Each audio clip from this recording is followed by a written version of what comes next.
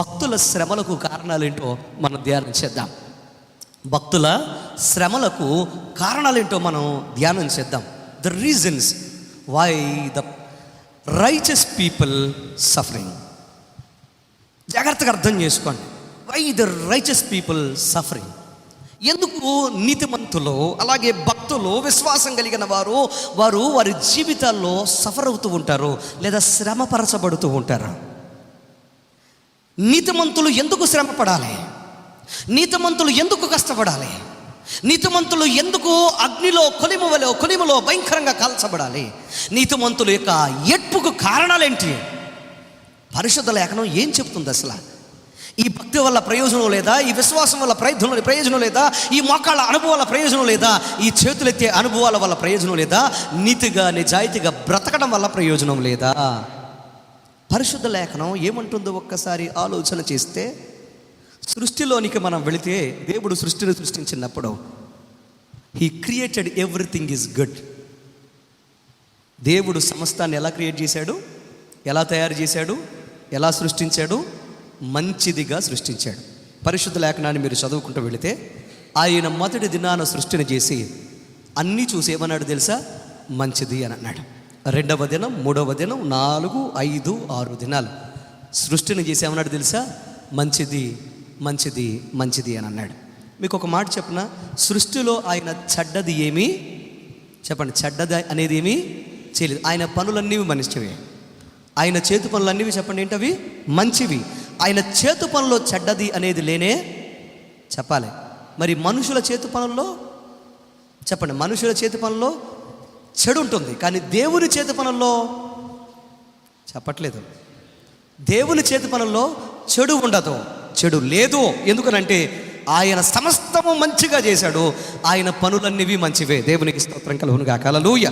So మంచి పనులు ఉన్న చోట, మంచి సృష్టి ఉన్న చోట, మంచి ఆశీర్వాదం ఉన్న చోట, మంచి ఆనందం ఉన్న చోట శ్రమ, కష్టము, నష్టము, దుఃఖము అనే దానికి తావులేని చోట ఎలాగ వాటి ఉద్భవానికి లేకపోతే దాన్ని పుట్టుక కారణం అయింది, అవి ఎక్కడి నుంచి ఊడిపడినాయి, ఎక్కడి నుంచి పుట్టుకొచ్చినాయి అని జాగ్రత్తగా వాక్యాన్ని మనం గమనిస్తే, మనిషి ఆజ్ఞ అతిక్రమము వలన ఏం జరిగింది తెలుసా? పాపం వచ్చింది. ఆ పాప ఫలము వలన దేవుడు మనిషిని ఆ పాపాన్ని చేయడానికి ప్రేరేపించిన సర్పాన్ని, అలాగే ఆ సర్పముతో పాటుగా సర్వ సృష్టిని ఆయన ఏం చేశాడు తెలుసా? శపించాడు. సో సృష్టించిన సృష్టిలో ఏమీ లేదు, చెప్పాలి ఏమి లేదు?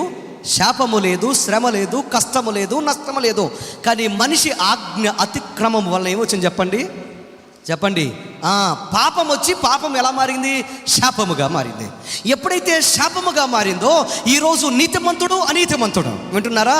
ఈరోజు ప్రభు నమ్మినవాడు, ప్రభు నమ్మనవాడు ఈ లోకములో ఆ శాప ఫలాన్ని అనుభవించవలసిన దౌర్భాగ్యం ఏర్పడింది. ఆ భయంకరమైన పాప ఫలితము వలనే అసూయ, కక్షలో, భయంకరమైన ఈ లోకంలో భయంకరమైన పాపము, ఈ లోకములో భయంకరమైన ద్వేషము, ఈ లోకంలో నువ్వు చూస్తున్న భయంకరమైన గర్వము, ఈ లోకంలో నువ్వు చూస్తున్న భయంకరమైన అహంకారాలు, ఈ లోకంలో నువ్వు చూస్తున్న భయంకరమైన నిర్వేదమైన పరిస్థితులన్నీ కూడా పాప ఫలము వలనే ఈ సృష్టిలోనికి వచ్చాయి. ఆ పాప ఫలము ఏం చేసింది తెలుసా? జీవవాక్యాన్ని మన గుండెల్లోకి రాకుండా ఆపేసింది. జీవవాక్యము గుండెల్లోనికి రావడం లేదు కనుక, ఇంట్లోకి రావడం లేదు కనుక, ఇక శరీరంలోనికి రావడం లేదు కనుక నువ్వు బలహీనురాలు అయిపోతున్నావు. నా ప్రియ తమ్ముడు, చెల్లి, ప్రియ సహోదరి, సహోదరా, పరిశుద్ధ లేఖనం ఏమంటుంది? ఈ లోకంలో కష్టాలకు, కన్నీళ్లకు, ఈ లోకంలో భయంకరమైన బాధలకు, నువ్వు అనుభవిస్తున్న భయంకరమైన శ్రమలకు కొన్ని కారణాలు చెబుతుంది.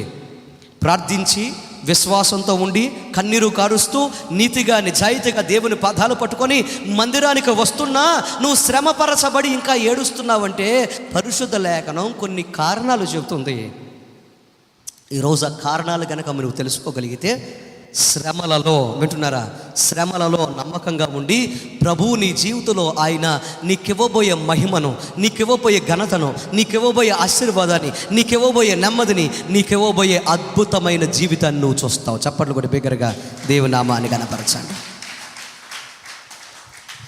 పరిశుద్ధ లేఖనాన్ని మీరు గమనిస్తే యోహాను సువార్త 15వ అధ్యాయం మొదటి 2 వచనాలు మనం చదివిన వాటికాన్ని మనం చూస్తే దేవుడి యొక్క అద్భుతమైన వాక్యములో, పరిశుద్ధ వాక్యములో దేవుడు మాట్లాడుతున్న మాటను మనం చూడగలుగుతాం. యేసు ప్రభు వారు ఇలా అన్నారు. ఏమన్నారు? నేను నిజమైన ద్రాక్షావల్లిని. చెప్పండి, ఏమన్నారు? నేను నిజమైన ద్రాక్షావల్లిని, నా తండ్రి వ్యవసాయకుడు. నాలో ఫలింపని ప్రతి తీగను ఆయన తీసి పారవేను, ఫలించు ప్రతి తీగ మరి ఎక్కువగా ఫలించవలెనని దానిలో పనికిరాని తీగలను చెప్పాలి తీసి పారవేయును. దేవునికి స్తోత్రం చెప్పండి, హల్లెలూయా. ఎవరు ఈ మాటలు చెప్తుంది? Who is the speaker? చెప్పండి, హూ ఇస్ ద స్పీకర్? చెప్పాలి, who is the speaker? The speaker is Jesus Christ. చెప్పండి, సింపుల్గా ఏంటంటే స్పీకర్ ఎవరు? మాట్లాడుతుంది ఎవరు? యేసు ప్రభు వారు. యేసు ప్రభు వారు సంఘానికి, సహవాసానికి, దేవుని పిల్లలకు, శిష్యులకు, అలాగే కూడి ఉన్న వారికి ఈ రోజున తరతరములకు ఆయనే బోధిస్తున్నాడు. నేను నిజమైన ద్రాక్షావల్లిని, I am the true vine అని అన్నారు. నేను నిజమైన ద్రాక్షావల్లిని. నేను అనే పదము పరిశుద్ధ లేఖనములో, ప్రత్యేకంగా యోహాను సువార్తలో ఇంచుమించుగా ఆయన ఉటంకిస్తూ, ఆయన సూచిస్తూ 7 సార్లు వాడాడు. నేను నిజమైన ద్రాక్షావల్లిని, నేనే మార్గాన్ని, నేనే సత్యాన్ని, నేనే జీవాన్ని. ఇలా నేనే నేనే నేనే అనే పదాలని ఆయన ప్రత్యేకంగా ఒక ప్రత్యేకమైన పద్ధతిలో 7 సార్లు ఉపయోగించినట్లుగా పరిశుద్ధ లేఖనమైన ఈ లేఖనములో, యోహాను సువార్తలో మనం చూడగలుగుతాం. పోలిక చెప్పింది మనిషి అయితే మనం ఆలోచించవచ్చు. పోలిక చెప్పింది మనిషి కాదు, సాక్షాత్తు చెప్పండి ఎవరు? ప్రభువైన యేసుక్రీస్తు వారు. పోలిక చెప్పింది ఎవరు? యేసుక్రీస్తు వారు. ఏమంటున్నారు అని మీరు వాక్యాన్ని గమనిస్తే, నేను నిజమైన ద్రాక్షావల్లిని అన్నాడు. అంతకన్నా గొప్ప దేవదారు వృక్షాలు ఉన్నాయి, అంతకన్నా గొప్ప అద్భుతమైన టేకు వృక్షాలు ఉన్నాయి, అద్భుతమైన ఇక మామిడి తోటలు ఉన్నాయి, మామిడి వృక్షాలు ఉన్నాయి. ఏదో ఒక వృక్షాన్ని ఆయన సూచిస్తూ నేను అద్భుతమైన ఫలానా వృక్షాన్ని అని చెప్పొచ్చు కదా,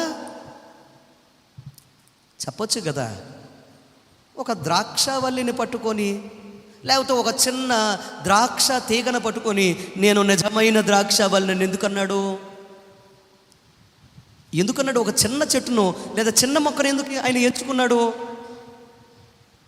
వాక్యాన్ని జాగ్రత్తగా గమనిస్తూ మనం చరిత్రను ఒక్కసారి మనం శోధించడానికి ప్రయత్నం చేస్తే, ఇశ్రాయేలు చరిత్రలో ద్రాక్షావల్లికి ఒక ప్రత్యేకత ఉంది. చెప్పండి, దేనికి? ద్రాక్షావల్లి లేదా ద్రాక్ష చెట్టుకు ఒక ప్రత్యేకత ఉంది. ఎందుకు అనంటే, ద్రాక్ష చెట్టును లేదా ద్రాక్షావల్లిని దేవుడు ఇశ్రాయేలు ప్రజలకు ఒక ప్రత్యేకమైన వరముగా, బహుమానంగా ఇచ్చాడు. దేవునికి స్తోత్రం కలుగునుగా. ద్రాక్ష రసము చేత వైద్యము చేయడానికి, అంటే ద్రాక్ష పండ్లతో, ద్రాక్ష చెట్లతో, అలాగే ద్రాక్ష రసముతో వైద్యానికి, అలాగే ద్రాక్ష రసము ఆహారముగా త్రాగడానికి. అంత మాత్రమే కాదు, అదే ద్రాక్ష రసాన్ని, వింటున్నారా నా ప్రియ సహోదరి సహోదరా, ఒక అద్భుతమైన సింబల్గా వాడాడు. అంటే సూచనగా, లేకపోతే ఒక గుర్తుగా వాడాడు. ఏంటి తెలుసా? రక్తానికి సూచనగా వాడాడు. దేనికి సూచనగా వాడాడు? రక్తానికి సూచనగా వాడాడు. రక్తము జీవము. చెప్పండి, రక్తము. చెప్పాలి, అందరూ చెప్పాలి. రక్తము జీవము. రక్తము లేకుండా ఏ మనిషి అయినా బ్రతకగలడా? బ్రతకగలడా? రక్తము పోతే మనిషి జీవితంలో ఉండి, శరీరంలోంచి రక్తం పోయింది అనుకోండి, ఆ మనిషి చచ్చిపోతాడు. అందుకోసమే రక్తము తగ్గేటప్పటికీ మనుషులు వ్యాధి బారులో పడతారు. దాన్ని రక్తహీనత అని అంటారు. రక్తము అనేది మనుషులకు జీవము. అలాగే నా ప్రియ సహోదరి సహోదరులారా, సర్వ మానవాళిని ఉద్దేశిస్తూ, ఎస్పెషల్లీ ప్రత్యేకముగా మీరు గమనిస్తే ఇశ్రాయేలు ప్రజలను ఉద్దేశిస్తూ, వీరందరి యొక్క జీవము నేనే అని చెప్పడానికి దేవుడు ఏం చేశాడు తెలుసా? ద్రాక్షావల్లిని వారికి అనుగ్రహించాడు. చప్పట్లు కొట్టి బిగ్గరగా దేవుని నామాన్ని కనపరచాడు. The symbol is very powerful. గుర్తు చాలా బలమైనది. వినండి, గుర్తు చాలా చాలా బలమైనది.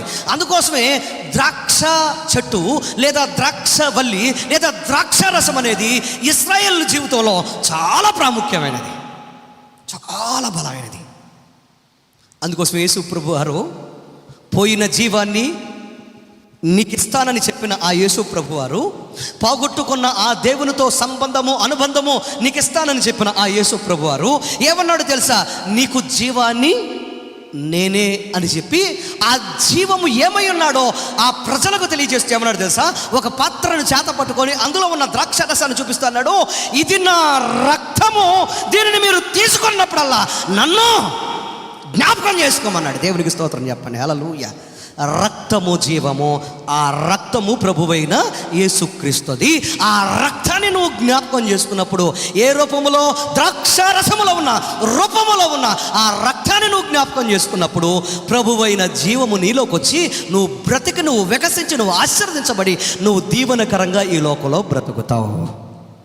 రెండు చేతులు ఎత్తి బిగ్గరగా దేవునికి స్తోత్రం చెప్పండి. హల్లెలూయా.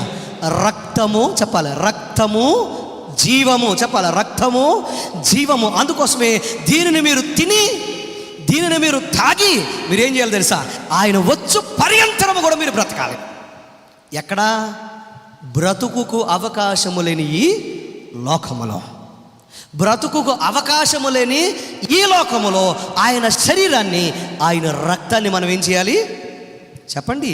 తిని త్రాగాలి.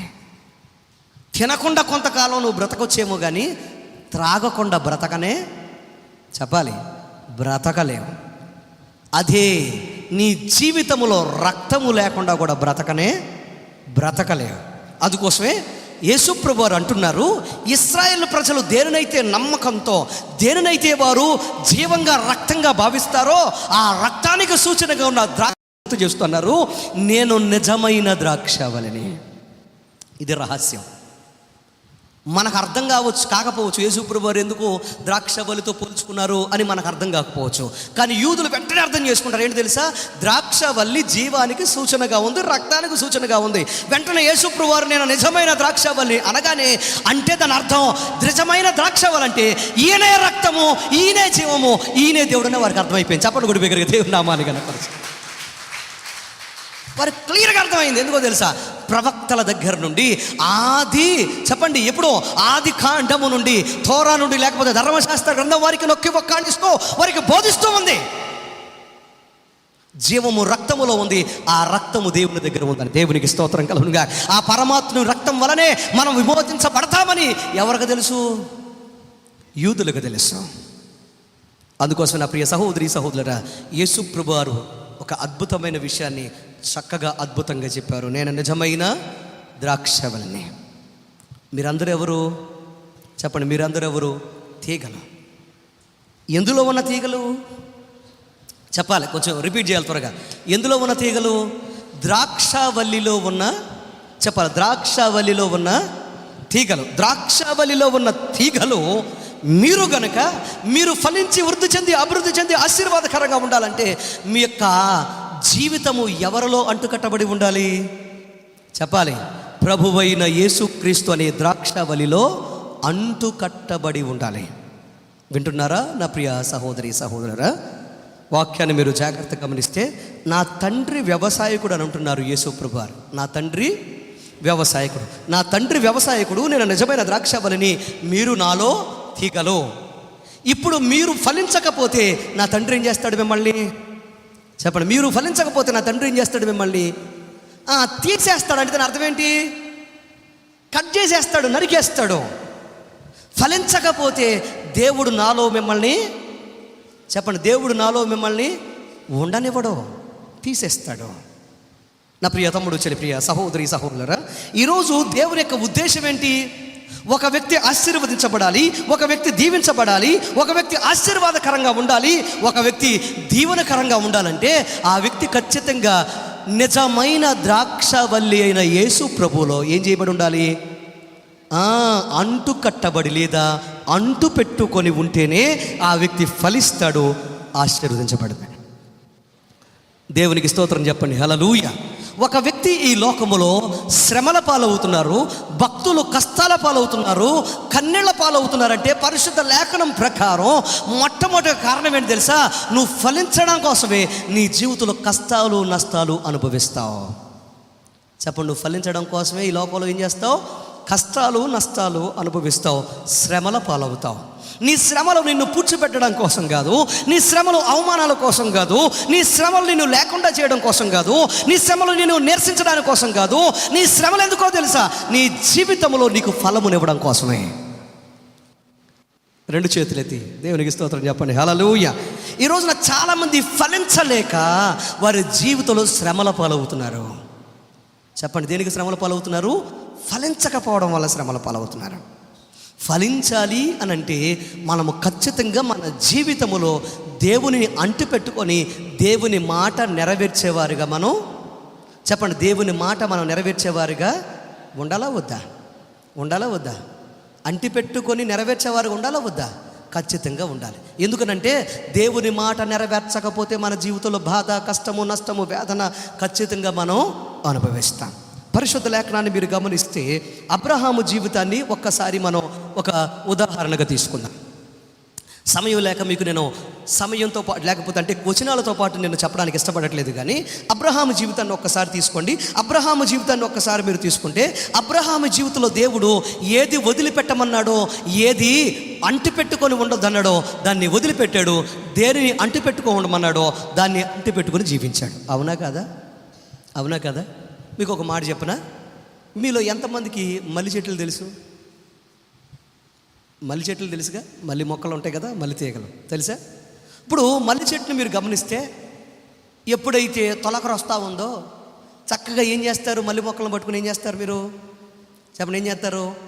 వీలైనంత వరకు కడతారు, కట్ చేస్తారంటే అంటే దాన్ని ఏమంటారు, కత్తిరితో కట్ చేస్తారు, చెలుపు తీస్తారు. ఇంకో పని ఏం చేస్తారు? పట్టుకొని మొత్తం ఒక్కొక్క తీగను పట్టుకొని ఏం చేస్తారు? ఆకులన్నీ దూసి పడేస్తారు. దూసేస్తారా? ఎందుకని దూసేస్తారు? పచ్చగా గుబురుగా ఉన్న మొత్తం చెట్టుని పట్టుకొని ప్రతి ఆకును దూసేసి ఎలా మారుస్తారు? దాన్ని మోడులాగా మారుస్తారా లేదా? చెప్పట్లేదు ఎవరు. ఎందుకనండి? ఎందుకని? పచ్చని చెట్టుని ఎందుకు పాడు చేస్తారు మీరు? పచ్చని చెట్టుని ఎందుకు దూసేస్తారు మీరు? ఎందుకు అనంటే అది పుష్పించాలి అంటే ఏం చేయాలి? పువ్వులు రావాలంటే ఏం చేయాలి? చెట్టుకున్న ఆకులను ఏం చేయాలి? తీసివేయాలి. నువ్వు చెట్టుకున్న ఆకులు తీయడానికి ఇష్టపడలేదు అనుకో, నువ్వు ఏం చేయలేవు? పువ్వులు కొయ్యలేవు. పువ్వులు కావాలంటే చెప్పండి ఏం రాలాలి? చెప్పండి, ఆకులు తీసివేయబడాలి, రాలిపోవాలంతే. అరే పచ్చగుంది కదా అని వదిలేవా, పువ్వు రానే రాదు. దేవుని యొక్క వాక్యాన్ని మీరు గమనించండి. దేవుడు నిన్ను ఆశీర్వదించాలంటే దేన్ని హత్తుకోవాలో దాన్ని హత్తుకోవాలి. దేనిని విడిచిపెట్టాలో చెప్పాలి, విడిచిపెట్టాలి. నీ జీవితంలో ఫలిస్తూ నీ శ్రమలలో, కష్టములో, నష్టములో నమ్మకంగా ఆయన కోసం సాక్షిగా ఉండాలి అని అంటే నువ్వు వదిలిపెట్టమన్నావు ప్రతిదీ కూడా నువ్వేం చేయాలి? వదిలిపెట్టుకుంటూ వెళ్ళాలి. అబ్రహాముని దేవుడు ఏమన్నాడు? నీ ఊరిని వదిలిపెట్టమన్నాడు, నీ పట్టణాన్ని వదిలిపెట్టమన్నాడు. అన్నాడా లేదా? నీ తండ్రి ఇంటిని చెప్పాలి వదిలిపెట్టమన్నాడా వద్దా? వదిలిపెట్టమన్నాడు. మీరు వాక్యాన్ని గమనిస్తే అబ్రహాము ఏం చేశాడు? తన జీవితంలో హారానును వదిలిపెట్టాడు, తన తండ్రిని వదిలిపెట్టాడు, అలాగే లోతును వదిలిపెట్టాడు, అలాగే ఏం చేశాడు? ఆగరును వదిలిపెట్టాడు. ఆఖరికి ఇష్మాయేలును కూడా చెప్పండి వదిలిపెట్టాడు. వదిలిపెట్టాడా లేదా? ఎందుకని? దేవుడు ఫలించడం కోసం, అబ్రహాము ఫలము కోసం, అబ్రహాము ఆశీర్వాదం కోసం దేనిని వదిలిపెట్టమన్నాడో దానిని వదిలిపెట్టి విశ్వాసంతో ముందుకు సాగాడు. దేవునికి స్తోత్రం చెప్పండి. హల్లెలూయా. పిలవబడిన స్థలము, నుంచున్న స్థలము, ఇల్లు కట్టిన స్థలము, సంతోషంగా ఉన్న పట్టణము, దేవుడు అంటున్నాడు వదిలిపెట్టదని, వదిలిపెట్టను కదులు అని అన్నాడు. అయ్యో ఇంత మంచి స్థలాన్ని వదిలిపెట్టి వెళ్ళమంటావేంటి ఆయన అని అంటే దేవుడు ఏమన్నాడు తెలుసా? ఇది వదిలిపెడితేనే నీకు స్థిరమైన దేశాన్ని నేను ఇస్తాను. నాలో నీవు ఫలించాలి అని అంటే వదిలిపెట్టవలసిన స్థలాన్ని మనం ఏం చేయాలి? చెప్పండి, వదిలిపెట్టి పట్టుకోమన్న వాటిని మనం ఏం చేయాలి? గట్టిగా పట్టుకోవాలి. లోతును వదిలిపెట్టమన్నాడు దేవుడు. చాలా బాధపడ్డాడు. ఎందుకని? అయ్యో నా తోబుట్టువు కదా, వదిలిపెట్టేస్తే ఎలాగా అని అనుకున్నాడు. కానీ ఏం చేశాడు తెలుసా? వదిలిపెట్టు అని చెప్పాడు. అలాగే పట్టుకొని ఉంటే ప్రతిరోజు పంచాయతీ అయ్యేది. ప్రతిరోజు ఒక గొడవ అయ్యేదే, ప్రతిరోజు ఒక ఏడుపు అయ్యేదే, ప్రతిరోజు ఒక ఇబ్బంది అయ్యేదే. అయ్యేదా కదా? లోతు కాపరులకు, అలాగే అబ్రహాము పశువుల కాపరులకు ఏమైంది? విపరీతంగా గొడవ జరగడం ప్రారంభించింది. ఎప్పుడైతే గొడవ జరుగుతూ ఉందో ఆ గొడవను బట్టి దేవుడు ఏమన్నాడు? ఇప్పుడు విడిచిపెట్టే సమయం కనుక నీ విడిచిపెట్టి వాగ్దాన భూమి కోసం ప్రయాణం చేయన్నాడు. దేవునికి స్తోత్రం చెప్పండి. హల్లెలూయా. కొన్ని సందర్భాలలో దేవుడు నిన్ను ఏది విడిచిపెట్టమన్నాడో, కలహాలు కావచ్చు, ఈ లోకంలో ఉన్న బంధాలు కావచ్చు, అనుబంధాలు కావచ్చు, ఈ లోకంలో ఉన్న భయంకరమైన పరిస్థితులు కావచ్చు, వదిలిపెట్టమంటే మనం ఏం చేయాలి చెప్పండి? వదిలిపెట్టాలి, తప్పదు. దేవుని ఫలింపు కోసం దేవుని వైపు నువ్వు ఒంటరిగా అయినా ఏం చేయాలి చెప్పండి? ఒంటరిగా అయినా ఏం చేయాలి? సాగిపోవాలి. అలా సాగిపోతున్నప్పుడు నీ జీవితంలో నీకు అనిపిస్తూ ఉంటుంది, అయ్యో నా బ్రతుకులు, ఈ బ్రతుకు నేను బ్రతకగలనా? నా జీవితంలో ఈ యొక్క కష్టాన్ని నేను భరించగలనా? నా జీవితంలో నేను ఈ లోకంలో ముందుకు సాగగలనా అని నీకు అనిపించవచ్చు. కానీ దేవుడు నీతో ఉండగా ఆయన తప్పకుండా నిన్ను ఆయన ఘనమైన పాత్రగా నిన్ను నిలబెడతాడు. దేవునికి స్తోత్రం చెప్పండి. హల్లెలూయా. కొడితే చప్పట్లు కొట్టి బిగ్గరగా దేవుని నామాన్ని కనపరచండి.